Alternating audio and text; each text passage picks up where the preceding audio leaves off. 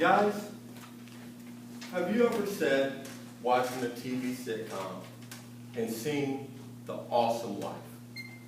This lady is gorgeous, witty, and wise. Ladies, have you ever been listening to a music video or listening to the radio and this tall, dark, handsome singer is crooning into you and just making you feel all weak at the knees? And you got that. Man, I wish I had a spouse like that. Ladies and gentlemen, I'm Lefford Faith. Mr. Toastmaster, fellow Toastmasters, distinguished guests. I've had conversations like that with myself. Wow, I wish I had a spouse like that. I didn't realize until recently that I say this a lot more than I realize. Not only when I'm watching television, and not only when I'm listening to music, even when I'm at a Toastmasters meeting, I find myself saying, man, I wish I had a spouse like that. But to be fair to myself, it's pretty easy to do. Because since joining Toastmasters in May, I've had a lot of examples of awesome spouses. It's exceptional. And I'll tell you why. The first night that I was here, Kenneth introduced Joanne Wilson. And how he described her as our grammarian that night was, she is not only a Toastmaster, but she's been supporting Toastmasters long before she joined. And I'm not talking about any old Toastmasters. I'm talking about some real heavy-hitting Toastmasters. I'm talking about some people like Ryan, who's a competent communicator. And then, au contraire, not to overlook it, a District 58 distinguished Toastmaster in Douglas.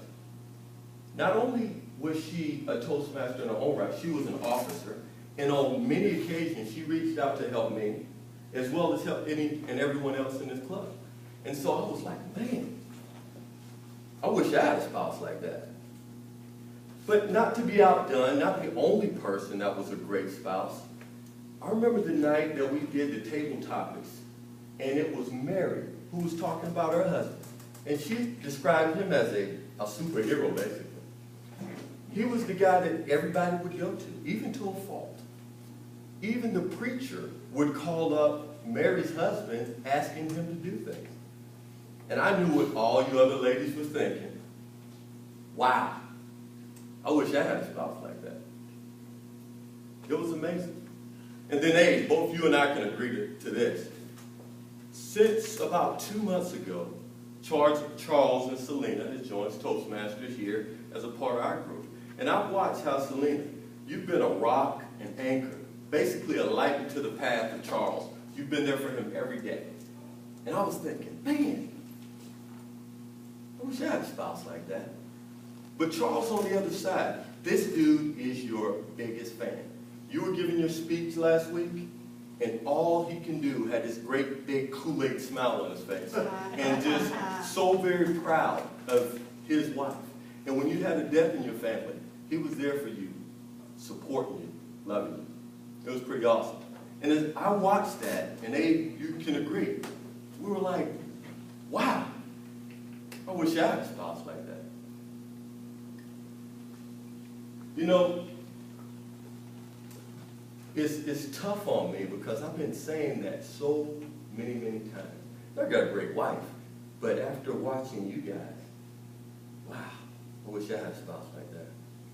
I was actually channel surfing last night, and I came across this movie. I got cable, and there's like 1,900 different movies you can watch, but I came across this one movie called The Notebook. Have y'all ever seen that Notebook? Man. I'm a man. I ain't an Army man, but I'm an Air Force man. I'm a man. And I don't care what anybody says. I love that movie. It had everything that a good movie should have. It had romance, it had love, it had humor, it had anger, it had revenge. And I don't care what any of my boys say, even though they may call it a chick flick, it's one of the most awesome movies that I've ever seen. But the cool part about that movie was this scene. And I don't know if you know the people that are in the movie, but there's a young man by the name of Noah. And the female in the movie, and that's Allie. And it's obvious that these folks love each other. Now, the whole premise of the movie is Noah reading out of his notebook. And during this whole movie, Allie doesn't know who Noah is. She had dementia to such a state that she didn't even know her kids at one point in time. And it was heartbreaking. It was a heart-wrenching movie. But towards the end of the movie, there was a time, and Kathy's got it because she's right there with me. There was a time when she actually woke up mentally and realized who Noah was. And at that time, they just talked, and they laid there and held each other. And he just comforted her. He held her. He loved her. And at the end of it, they died in each other's arms. And I thought about Noah. I said, man, he's a real man. He knows how to love. He knows how to be there for his wife, even when he didn't know, or she didn't know who he was. And you know what I said to myself? Help me out. No. I wish I was a spouse like that. October 15th is mine and Jody's 22nd marriage anniversary. And for the first dozen or so years, I focused on what kind of wife Jody can be for me. And it wasn't until recently that I started thinking about that.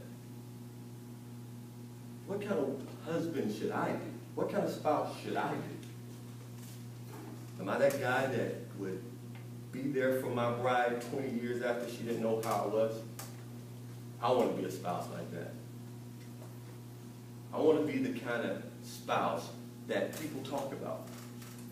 Not because I want to be looked up to, or not because I want other women to want me, not even because I want Doug or Willard or any other guy to envy me. I want to be the kind of husband that Jody deserves.